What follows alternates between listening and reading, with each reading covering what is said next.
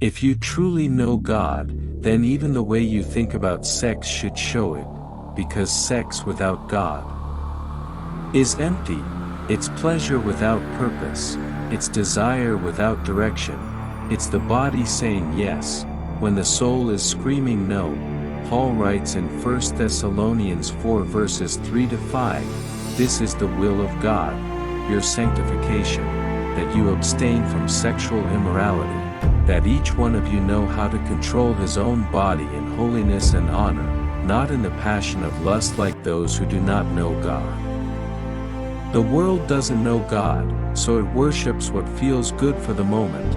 That's why people jump from one bed to another, from one body to another, from one temporary thrill to another. They live for the now, for the weekend party, the next hookup, the next scream, because if there is no eternity, then lust becomes God, and when lust becomes God, the soul slowly dies. But we are not called to live like that. We are not like those who don't know God. We know there is a Creator. We know there is a Judge. We know that sin is real, and that hell is not a myth. Sex without God dishonors the body He made, and mocks the blood He shed.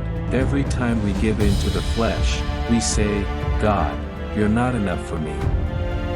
I'll find satisfaction somewhere else." But do you know what's worse?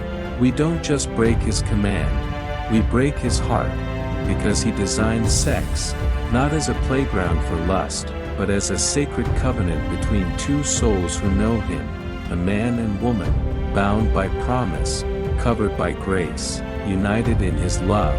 And yet, some of us still fall, not because we don't know the truth, but because we don't take what we know seriously enough. Temptation wins when truth becomes theory, when what we know about God stays in the mind, but never reaches the heart. That's why Paul reminds us, those who truly know God will learn to control their bodies in holiness and honor. So maybe the question today is not, how can I stop sinning? But, how well do I really know God? Do I know His holiness, the one before whom angels cover their faces? Do I know His mercy, that sent His Son to die for my impurity? Do I know His friendship, that satisfies deeper than any lust ever could? Because to know Him is to be changed by Him. To know Him is to reject temptation, not out of fear, but out of love. When you begin to see God rightly, you'll start to see sex rightly too. You'll stop treating it as a playground of pleasure, and start honoring it as a reflection of His covenant love. That's when even sex becomes worship, a holy union that mirrors heaven.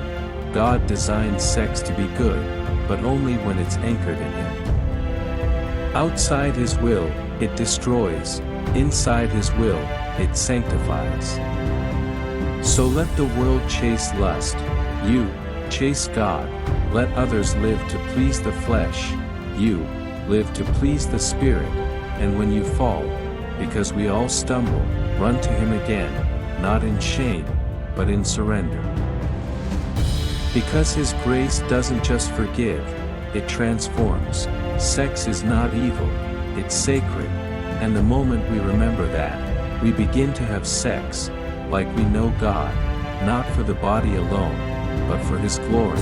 So don't live to please the flesh, live to please the one who gave you life.